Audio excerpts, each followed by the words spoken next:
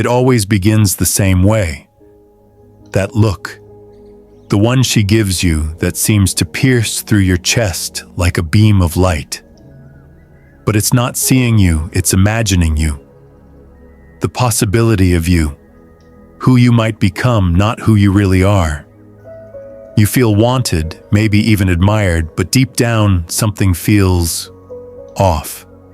It's not love. It's evaluation. You're not being accepted. You're being measured.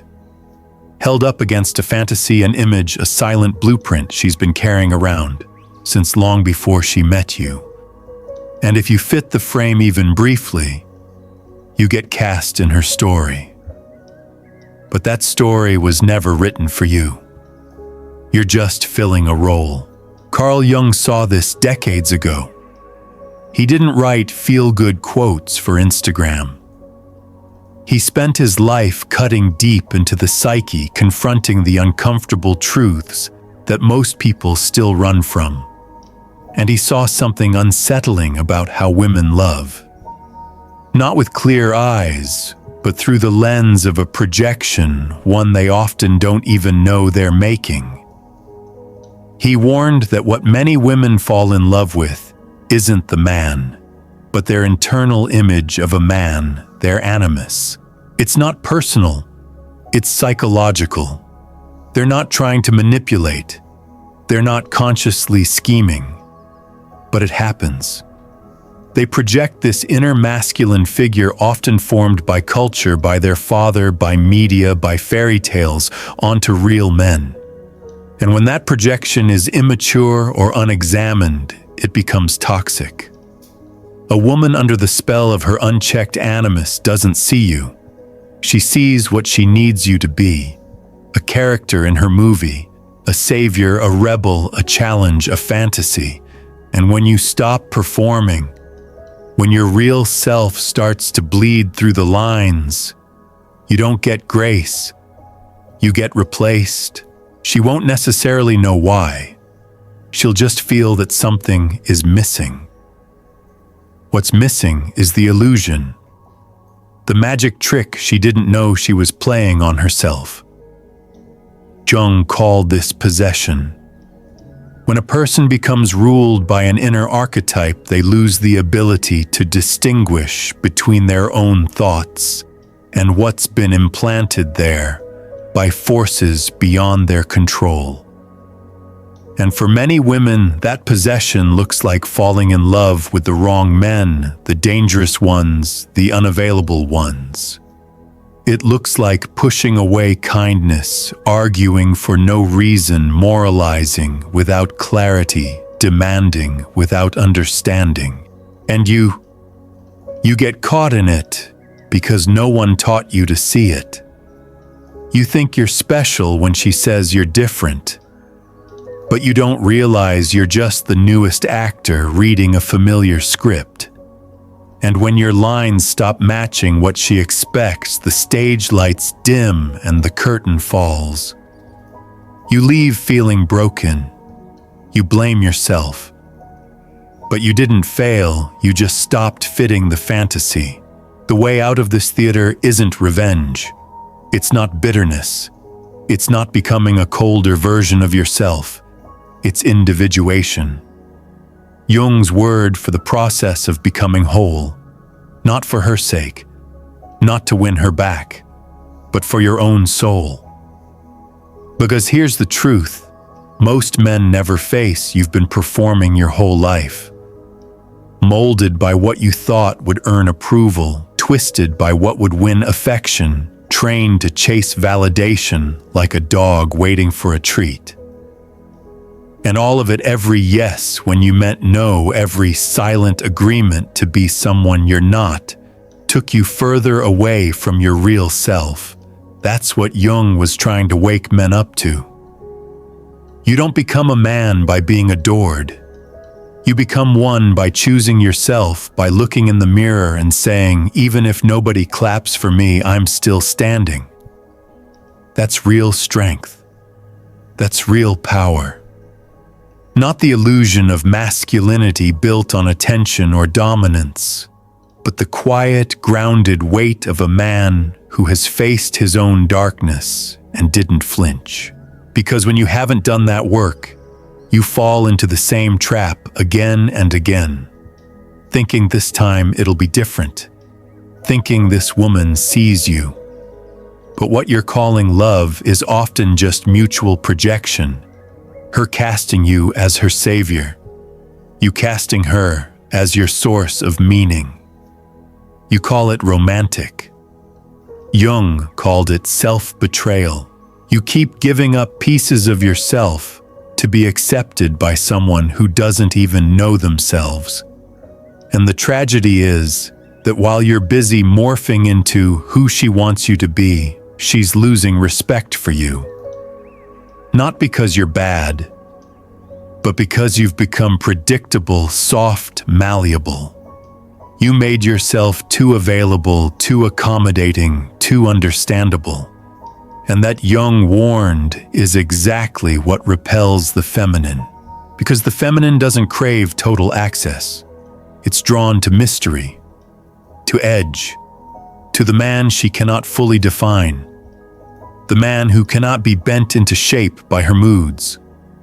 The moment you become a blank page, she stops reading. And yet here's the twisted part: you fear that more than anything. You'd rather be fake than alone. You'd rather keep playing a role than stand up and say, I'm done performing. But that's where freedom starts, in that terrifying space of solitude. When you stop looking for someone to tell you who you are, and you start listening to yourself. Really listening. In the quiet, in the discomfort, in the places inside you that still hurt. That's the path of individuation. It's not about becoming some stoic robot or some alpha caricature. It's about wholeness, about integration, about burning through every mask you've ever worn until only the truth remains. And I won't lie to you, it's lonely. When you start seeing the game, it gets hard to unsee it. You notice how people talk the stories, they tell the roles they cling to. And when you try to speak about what you've learned, you'll be met with confusion, even hostility. People don't like mirrors, especially when the mirror shows them something they don't want to face. But you have to keep going. Because there's a reason Jung spent decades mapping the unconscious. He saw that the biggest threat to modern people isn't failure, it's delusion. Living lives ruled by parts of ourselves we've never examined. And for men, that often means bending over backwards to fit into a woman's unspoken fantasy. But here's the truth, her fantasy isn't your responsibility. You're not here to be anyone's projection. You're here to become who you are, fully, unapologetically, relentlessly. Because until you do, you'll keep attracting the same situations, the same confusion, the same endings. Not because women are evil, but because you haven't yet looked in the mirror and asked the only question that matters. Why do I keep choosing this? It's not enough to say, she manipulated me. Jung would ask, why did you let her? You're not a victim. You're a volunteer. You chose the part. You read the script. You stepped onto the stage. Because it felt safer to play pretend than to face the raw, unfiltered truth of your own soul. But if you're still here, still listening, then maybe you're ready to stop playing. Maybe you're ready to start becoming. You've been told your whole life that love will save you. That one day someone will come along and finally see you. But here's the truth. Jung spent a lifetime trying to reveal no one can see you until you see yourself. No one can love you fully until you've met every corner of your own shadow. And most men, they never get that far. They're too afraid. They settle for being chosen instead of choosing. They compromise in the name of connection, but it's not connection, it's performance. They start calling themselves good men, but what they really mean is harmless. And Jung didn't think that was virtuous. He thought it was dangerous, because a man who hasn't faced himself is unpredictable. He doesn't know where his rage lives, where his fear hides, where his weakness controls him. So he walks around with a smile on his face and chaos in his chest. Women sense this. They always do. And when she pulls away, when she tests you, when she suddenly grows cold, you'll think she's confused or cruel. But she's just reacting to the mask slipping, the illusion cracking. She doesn't consciously know it, but something inside her feels the emptiness you're trying to cover with charm, with effort, with proving. And she recoils not because you're weak, but because you won't admit that you are. See, when a woman is in the grip of her animus, she'll unknowingly test a man's core to see if there's anything real underneath. And if there isn't, if he's just another performer reading lines to be liked, her attraction dies. Not out of malice, but because the energy between them was never based on truth. That's what Jung understood. Relationships that start in fantasy always end in resentment. And what begins as worship ends as war. And it's not just her projections you're dancing with. It's yours too. You've built her up in your mind as the one who will make you whole. The one who will fix the ache you've carried since childhood. You put her on a pedestal not because she belongs there, but because you don't want to stand on your own ground. So you pour yourself into her, call her your purpose, your reason, your everything. And she buckles under the weight of that need. Not because she's heartless, but because no human can hold what you're refusing to carry for yourself. Jung called this psychic laziness, the refusal to integrate your own inner feminine. Instead of doing the painful work of feeling, of facing, of healing, you outsource it. You make her the container of your emotional life. And when she fails, as she must, you collapse or you rage. But Jung would tell you, the failure isn't hers, it's yours. You tried to build a home in someone else's soul. You tried to make her your therapist, your muse, your savior. But she's not here to carry your burden. She's here to reflect it. And until you understand that you'll keep chasing the same pattern, getting the same result, blaming women for a role you forced them to play. But the path out is brutal. It starts with the death of who you thought you were, the man who needed approval, the boy who needed saving, the mask that smiled through betrayal. Jung called this ego death, and it feels exactly like dying. You sit in the quiet. You let the illusions crumble. You stop running from the pain. You start asking harder questions.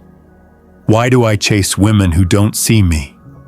Why do I abandon myself for a taste of affection? Why do I perform instead of lead? And in that stillness, something begins to shift. You stop looking outward. You stop blaming. You stop waiting. And you start rebuilding from the ground up. Not for applause, not for validation, but because you finally understand that the man you were pretending to be was never going to make it. And the man you are becoming, he doesn't beg, he doesn't perform, he doesn't chase fantasies. He walks rooted in truth, grounded in reality. And here's what nobody tells you. When you do this, when you truly individuate, women react very differently. The same women who once grew distant when you overgave, when you tried too hard, when you smothered them with need, those same women suddenly lean in. Not because you've tricked them, but because they feel the shift. You're not pulling anymore. You're not seeking approval. You're not trying to be anything other than what you are. And paradoxically, that's what makes you magnetic. You're no longer trying to impress. You're expressing. You're no longer afraid of being misunderstood. You're willing to be misunderstood if it means being honest. And that energy, that presence, it's rare. It's the kind of presence that doesn't come from technique or charm. It comes from integration, from owning every part of yourself, your rage, your fear, your softness, your strength. Women who are still possessed by the Animus won't know what to do with you. They'll call you distant. They'll accuse you of being too logical, too detached. But what they're really feeling is their own inability to control you. You've stepped out of their projection. You've stopped dancing in their fantasy. You're no longer a role to fill. You're a man. And a man who no longer needs to be understood in order to stay is a man who cannot be manipulated. But not every woman will turn away. Some very few will meet you in that space. Women who've done their own work, who've faced their own shadows, who've stopped searching for someone to complete them.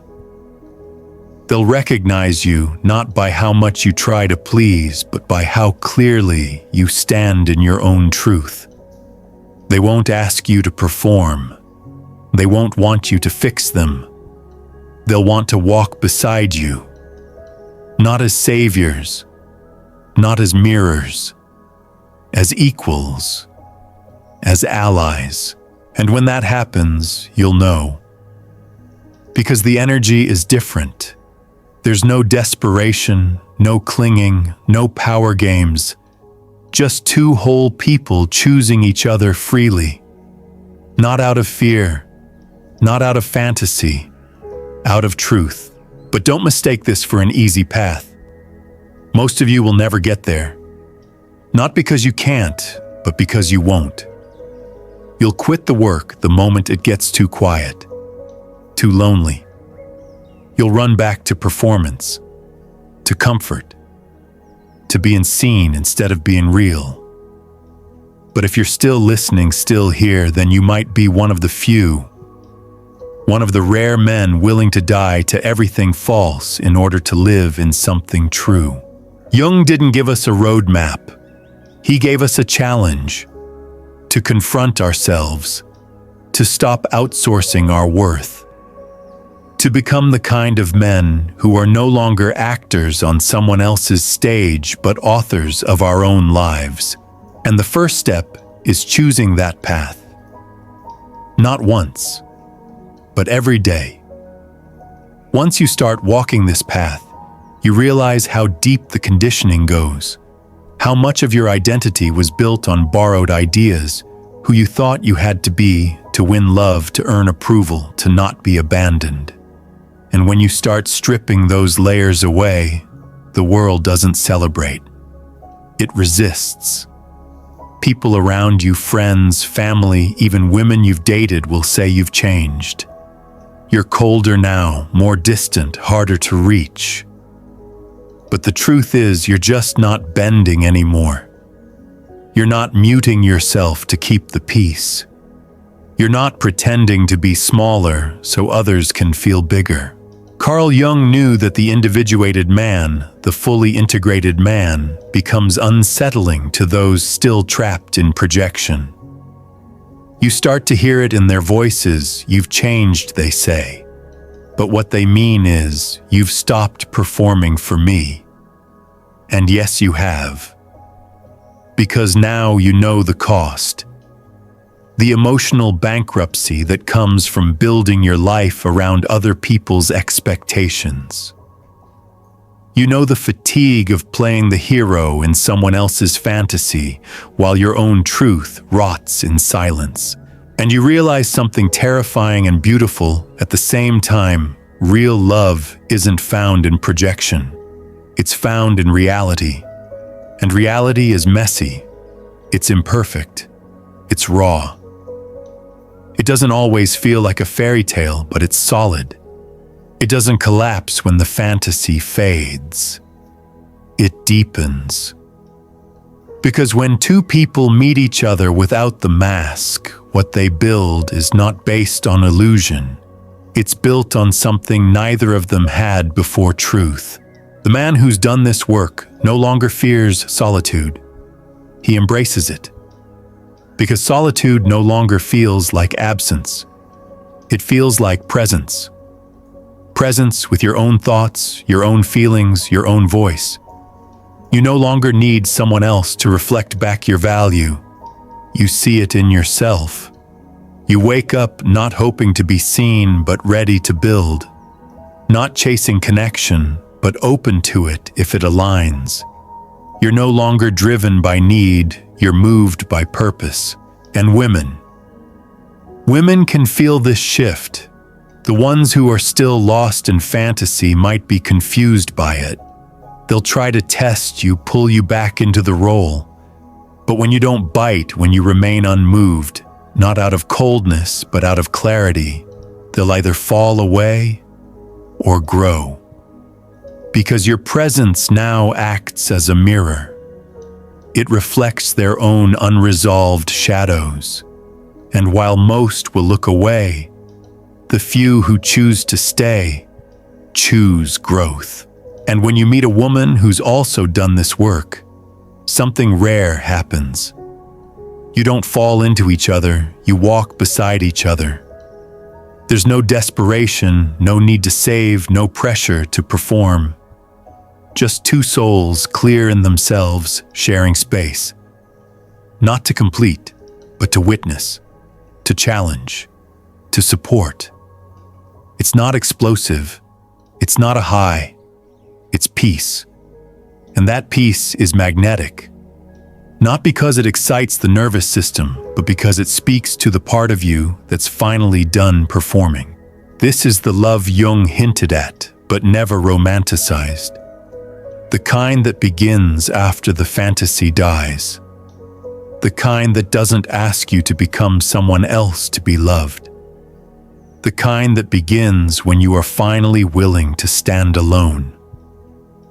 And here's the hard truth: if you haven't stood alone, you're not ready to stand beside anyone. Not really, because you'll always be tempted to lean, to outsource your wholeness, to perform for approval. And that's not love. That's dependency with flowers on top.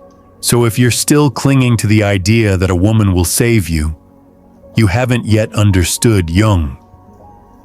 And you haven't yet understood yourself. The woman you're waiting for isn't out there. She's within you. She's the part of your psyche you've abandoned. The inner feminine you've suppressed, feared, or rejected. Until you reclaim her, every woman you meet will just be a projection of that disowned part. And no matter how beautiful, how kind, how perfect she seems, she will disappoint you. Not because she failed, but because you never really saw her. You saw your own longing. But once you integrate that part, something fundamental shifts. You stop chasing. You stop needing. You stop performing. And in that stillness, in that grounded presence, you become a magnet, not to fantasy-driven love, but to truth-based connection. You'll attract people who have also done their work, who see you not as a role to be played, but as a soul to be met, who don't need you to perform, who don't need you to save, who simply want to walk beside you as they walk their own path. And that's when you finally understand what Jung meant by individuation. It's not about becoming perfect. It's about becoming whole. It's about meeting every part of yourself, the shadow, the animus, the wounded child, and bringing them into the light. It's about standing so firmly in who you are that you no longer fear who others want you to be. And that kind of man, he doesn't just attract love, he redefines it. So if you've made it this far, if you feel something stirring deep in your chest, don't run from it. Don't scroll away. Don't forget. This isn't just a video. It's a challenge, a call, a line drawn in the sand between the man you've been and the man you're meant to become. And that journey, it doesn't start with a woman. It starts with you. So here's what I want you to do right now. If this message hits something in you, if it cracked even one illusion, do not let it fade. Like this video. Share it with a man who needs to hear the truth. Subscribe for more, not for my sake, for yours. For every man still trapped in performance, still lost in fantasy, still waiting to be chosen. Help me reach him. Help me remind him of who he really is. Because if we wake up enough men, we don't just change relationships, we change the world. One man at a time.